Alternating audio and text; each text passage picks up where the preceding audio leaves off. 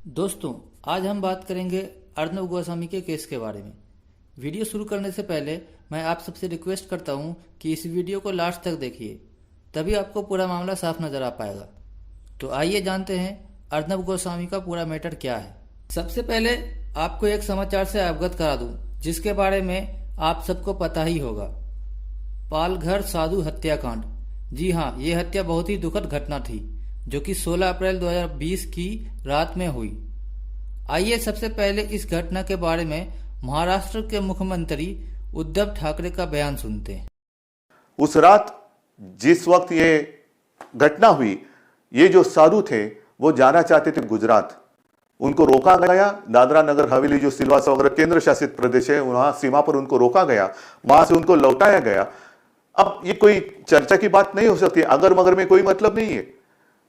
अगर वहां पर उनको रोका जाता और दूसरे दिन सुबह महाराष्ट्र सरकार के साथ कोई सलाह मशवरा करके इनके बारे में निर्णय हो सकता था, लेकिन हुआ नहीं। दुर्भाग्य की बात है। लेकिन मैं आपको वचन देता हूं, इसमें कोई भी सांप्रदायिक बात है नहीं। 100 से भी ज्यादा लोगों को हमने गिरफ्तार किया है, जिनको 30 अप्रैल तक पुलिस कस्टडी मिली है, पुलिस की हिरासत में है। इसमें 5 जो इनके मुखिया थे वो भी आज कस्टडी में है, और 100-150 जितने भी हो, जो भी लोग इसमें शामिल होने की संभावना है, उनकी तलाश जारी है। और फिर से मैं एक बार कहता हूं कि जो भी लोग इसमें गलतफहमी फैलाने की कोशिश करेंगे, कृपा कर ऐसा मत करें।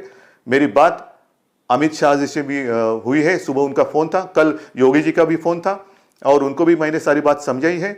अमित भाई ने भी, उनको भी पता है कि यहाँ कोई अगल बगल में ऐसी कोई दूसरे संप्रदाय या मजहब के लोग रहते नहीं है, तो इसमें सांप्रदायिकता की बात है ही नाही, ह्याच्यामध्ये धर्मांधता नाही आहे।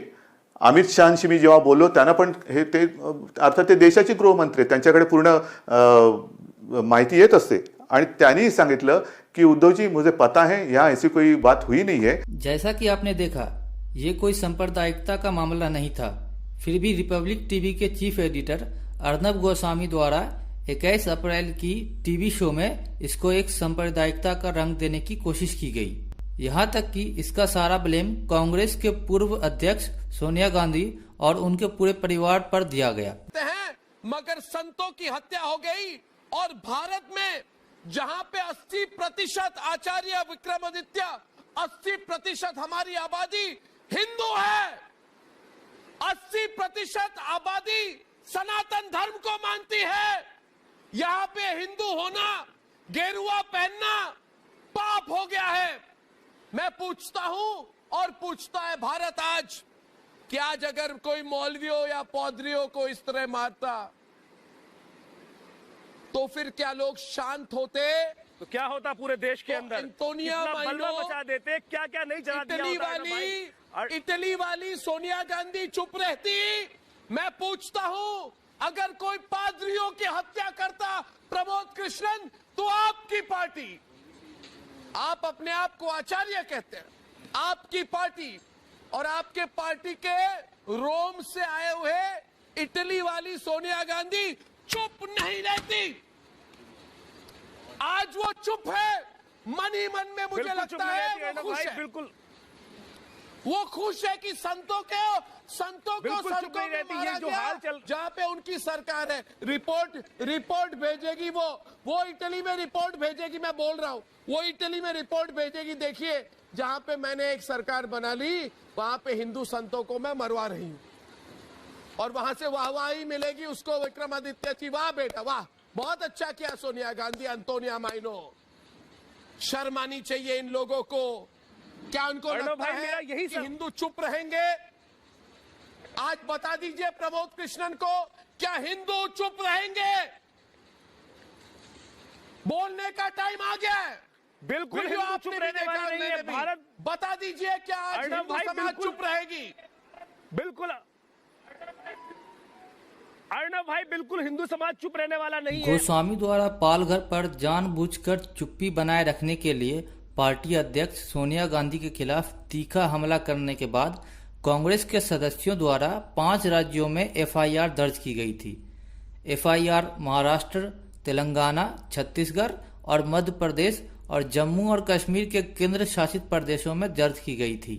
22 अप्रैल को गोस्वामी और उसकी वाइफ पर हमला होता है, जिसकी जानकारी गोस्वामी एक वीडियो के जरिए ट्विटर पर देते हुए देखे जा सकते हैं। You tried to attack me. You tried to attack my wife. You tried to attack both of us while we were coming back, and I will hold you personally responsible for any consequences of any attack on me. I want to tell everyone who's watching this tonight that if anything were to ever happen to me, it is Sonia Gandhi who is responsible. इसके साथ गोस्वामी का एक old video viral हो रहा है, जिसमें गोस्वामी की सच्चाई को इससे मिला के देखा जा रहा है। Never be afraid. In 2002, yesterday I was doing a program, and in this program it was about Gujarat. It was about Godhra. Narendra Modi has gone to Godhra and he's done a Sadbhavna Yatra. He has stopped other people from going there. There is a big political fight. You know, in life, your own experiences come back to you. I remember coming out of Narendra Modi's house after interviewing him in the height of the riots in 2002. And we came out 50 meters from his residence. We are stopped. Suddenly, our ambassador car is stopped, and there are people who are breaking the windows with trizuls. They are breaking the windows. All the windows are broken. It's almost as if there are trizuls all around. And I know this is very unsavory, but I must share with you the reality of life as I have seen it.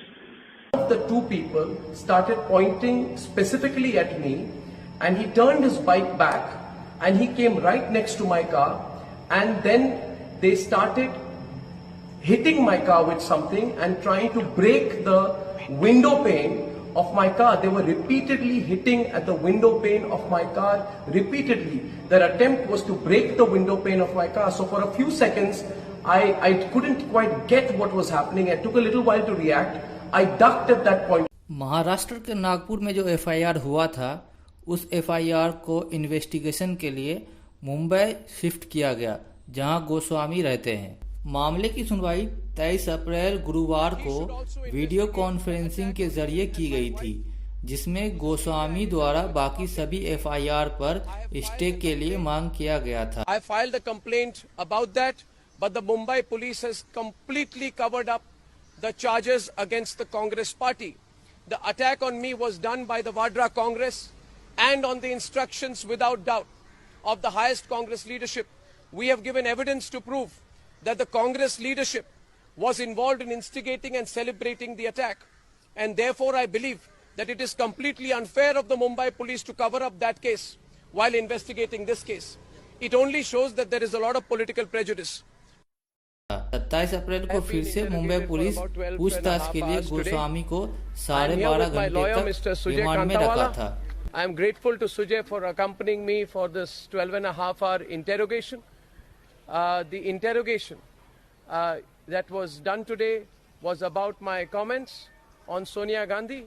I have made it very clear that I stand by my comments. दोस्तों, आपको क्या लगता है, क्या इस देश में सांप्रदायिकता फैलाना सही है, खासकर जब भारत ऐसे महामारी से गुजर रहा हो? इस बारे में आपकी क्या राय है? कृपया आप अपनी राय हमारे कमेंट बॉक्स में जरूर बताएं। आई होप आपको ये वीडियो पसंद आया होगा।